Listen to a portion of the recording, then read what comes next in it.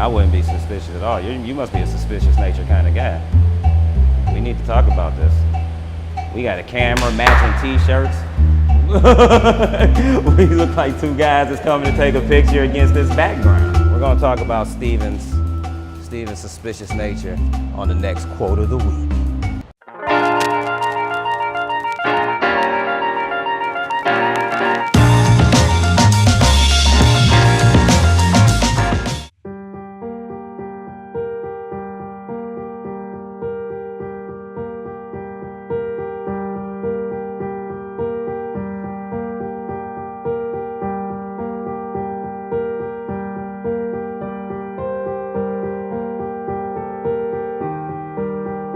No tears in the writer. No tears in the reader. No surprise in the writer. No surprise in the reader.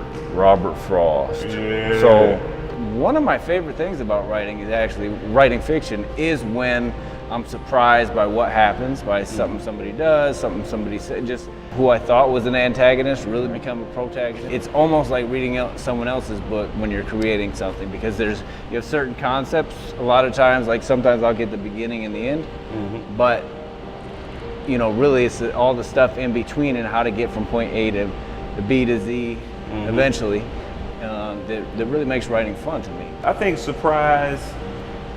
surprise element that makes it fun to me a lot is when it's characters being built. A lot of times when I dive into a story, I only think the characters out so well. I think of them in broader senses as far as like a detailed character arc. Okay. So a lot of times in the course of writing, watching those characters come alive and seeing them make their own decisions, you know what I'm saying? That kind of surprise, I think, really lends itself to your narrative, because you can have a part, we talk about being planters, sometimes in the plot aspect of that, once these characters come alive and start making their own decisions, you see how much that plot point doesn't stick or can't land. That kind of surprise always bodes well because it gives your writing more of an organic, natural feel. The other thing, you can't expect your audience to really be moved emotionally or surprised if you're not. If you're not. If you've got this character that you've just grown to love, and then something happens to him, whether it's sickness or death or whatever, and you're not moved, that's probably an indication that you didn't do something right, setting them up. Yep. And so,